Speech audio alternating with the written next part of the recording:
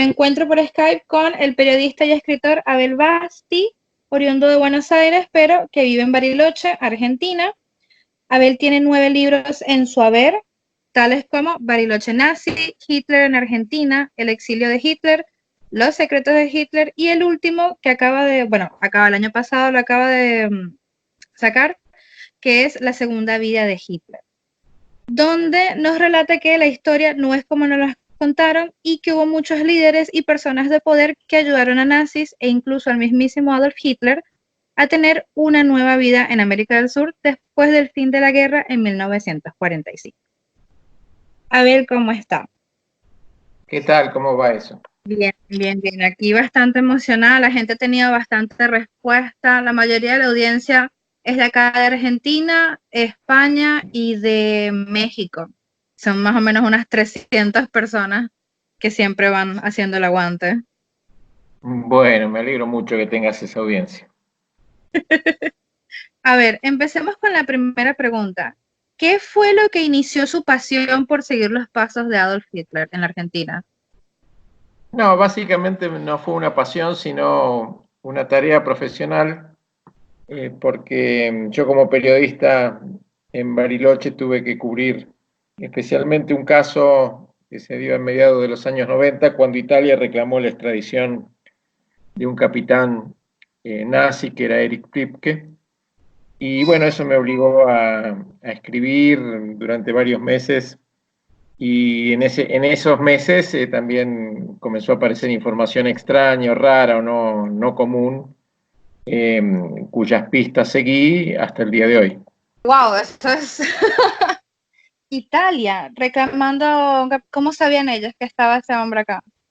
Bueno, había habido una infiltración en un grupo neonazi en Europa de un agente del Mossad que vino a Bariloche, pero en realidad no estaban tras este capitán, sino a través de un agente de contrainteligencia alemán de la época de la Segunda Guerra Mundial que seguía activo en el movimiento neonazi.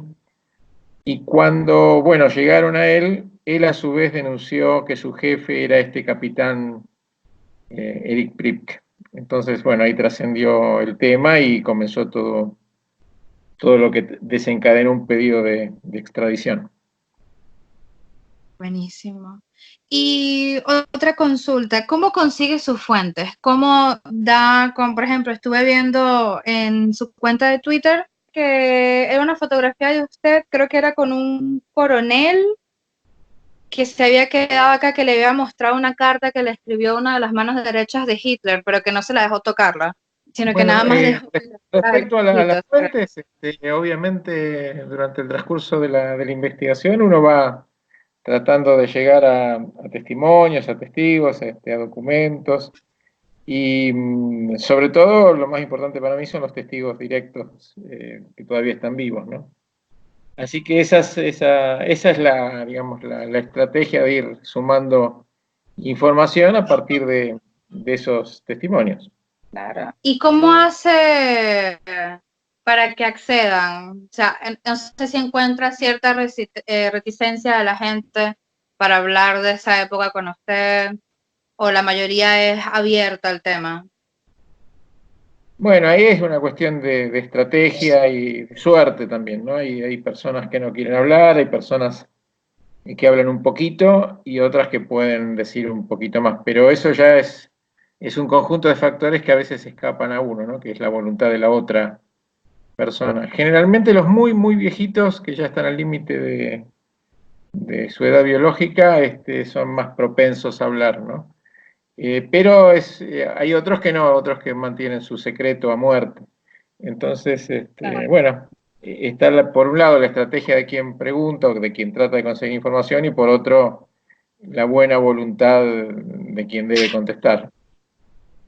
Claro, sí. Yo hoy había visto una entrevista que usted dio, que en este último libro, cuando usted investigó, a usted creo que fue un general, un soldado, que le había dado información delicada, pero que le dijo que por favor no revelara su nombre mientras él estuviera vivo. Sí, esto es así, eso fue el año pasado.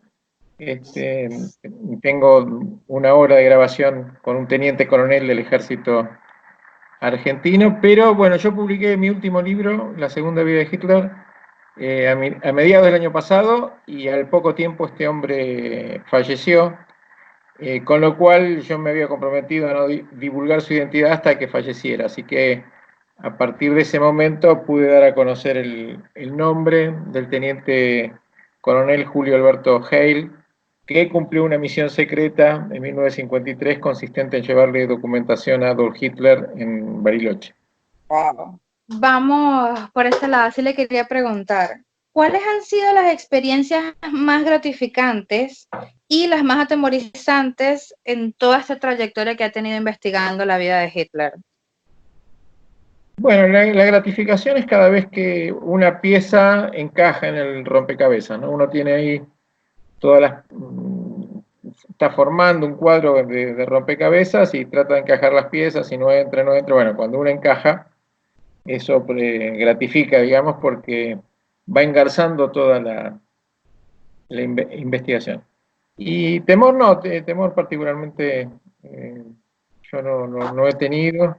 Sí lo han tenido los testigos son las personas que más a lo mejor miedo pueden llegar a tener, que su nombre puede quedar expuesto cuando dicen cosas, pero no particularmente yo. ¿Y alguna vez pensó o sintió que debía abandonar o sea, la búsqueda de la verdad de todo lo que pasó? O sea, diciendo, bueno, ya yo no puedo competir con el capitalismo y todo este montón de gente con poder que quieren decir que la historia fue A cuando en realidad sabemos que fue otra cosa. Bueno, ese es el incentivo, ¿no? El incentivo para investigar es poder demostrar lo contrario. Y en la medida que van apareciendo las piezas y cada vez son más, y hay más documentos, y hay más fotos, y hay más testigos, y se van acumulando, el incentivo es precisamente demostrar que la historia oficial no es la verdadera, como tantas otras historias oficiales, ¿no? Así que no es una excepción. Pero es un estímulo poder demostrar lo contrario. Buenísimo. Sí, no, yo justo, yo estaba leyendo el libro suyo, Los secretos de Hitler, que me acuerdo cuando yo lo empecé a leer, yo estoy pensando que es un libro de historia y se empieza leyendo como una novela. Y eso la verdad me atrapó bastante, diciendo que ellos habían venido a la Patagonia en un submarino y también me hizo acordar a un libro de Marcelo García, que es La gente nazi, Eva Perón y el tesoro de Hitler, que hablan más o menos lo mismo, que muestran documentos, billetes de avión, cartas bancarias. Entonces era como, wow, hay gente que no quiere que eso salga a la luz, pero también hay gente que le apasiona hablar de esto porque hay una historia y un trasfondo a todo lo que es la historia, como la conocemos.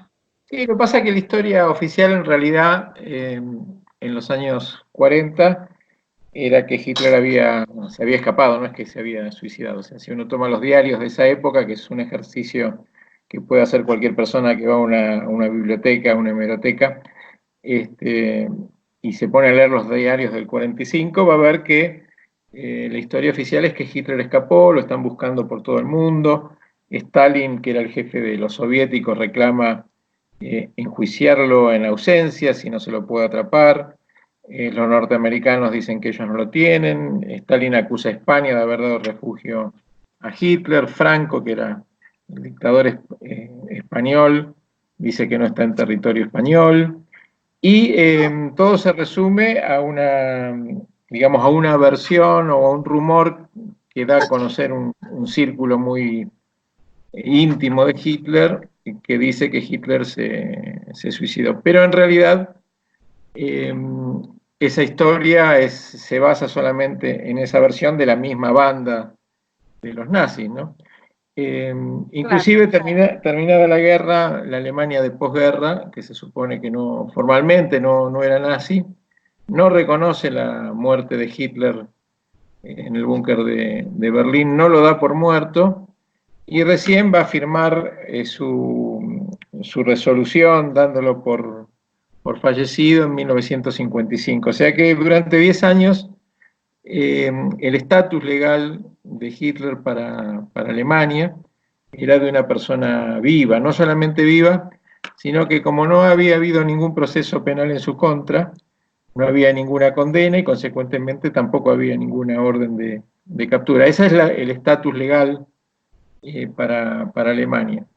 Y en tiempos más recientes, o posteriores, digamos, a la guerra, como 1952, 1953, Eisenhower, el general norteamericano que va a ser presidente de los Estados Unidos, afirma públicamente que no tenemos ninguna prueba de que Hitler murió en el búnker de Berlín, y lo mismo sigue diciendo Joseph Stalin, que era el jefe soviético. Así que cuando uno repasa los periódicos de época, se va a ver que la historia oficial no era tan así como que Hitler había muerto en el búnker de Berlín, sino todo lo contrario. Hoy, merced a los documentos, a la gran cantidad de documentos desclasificados de los servicios de inteligencia, todo esto se va confirmando, porque si no nos explicaría que hay un seguimiento e informes sobre Hitler vivo después de la guerra en años muy posteriores, ¿no? Estamos hablando de los 50, de los 60, etc. Así que bueno, hay que repasar la historia. Yo siempre digo que los diarios de época son la mejor fuente, porque ahí salía prácticamente todo lo que se comentaba, los rumores, los comunicados oficiales, las declaraciones. Y después toda esa información siempre, en el transcurso de los años, cuando queda tan lejano, quedan 70 años, puede ir siendo manipulada para decir cosas que nunca se dijeron, o para retorcer la historia de modo tal que veamos una cara que en realidad es falsa, ¿no?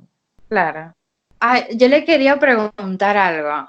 Yo soy extranjera, pero tengo 5 años acá en Argentina, y cuando el que es mi marido hoy en día se enteró que a mí me fascinaba todo ese tema de la historia de la Segunda Guerra Mundial, él me dijo que creo que fue una actriz uruguaya, puede ser la China Zorrilla, que ella había visto a Hitler y Eva Braun en un hotel, en Ushuaia, puede ser, no sé. A mí esa historia me dejó loca, no sé si es verdad o no. ¿Qué opina usted Sí, de eso? ella firmó también con otro actor que era Casalla, que lo había visto en realidad en Bariloche, en la casa del dueño del hotel donde se hospedaban. Yo tampoco puedo decir si es verdad o no, pero bueno, esa es la afirmación de China Zorrilla. Bueno, una última pregunta y así lo dejo su noche tranquila.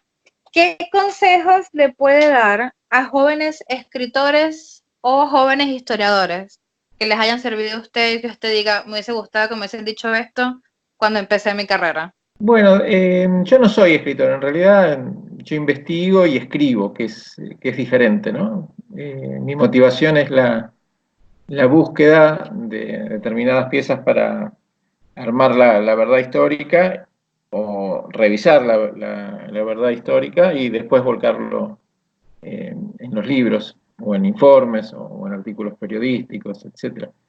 Así que básicamente esto se tiene que tener una motivación personal, tiene que tener una motivación profunda, o sea, no se puede tratar de investigar lo que uno en el fondo no quiere investigar, o no desea investigar, ¿no?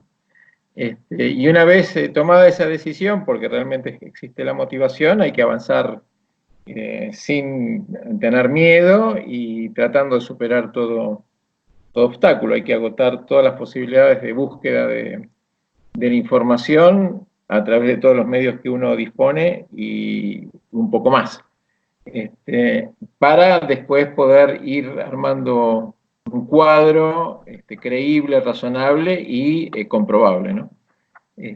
Así que básicamente hay que moverse con la mayor libertad, con la mayor energía y con el mayor convencimiento de lo que se busca. Tampoco hay que hacer al revés y ordenar los intentos de prueba de acuerdo a un final que uno cree que tiene que ser así, porque se estaría invirtiendo la ecuación, ¿no? O sea, no hay que buscar para tener un resultado preconcebido, sino que hay que buscar para llegar a un resultado que no puede ser el que uno piense cuando comienza la investigación.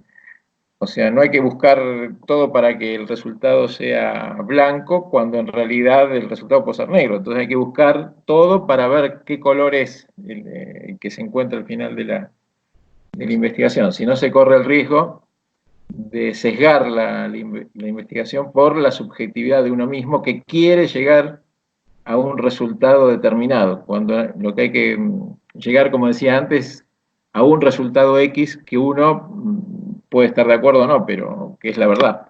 Bueno, muchísimas gracias de verdad por acceder a esta entrevista para mi podcast.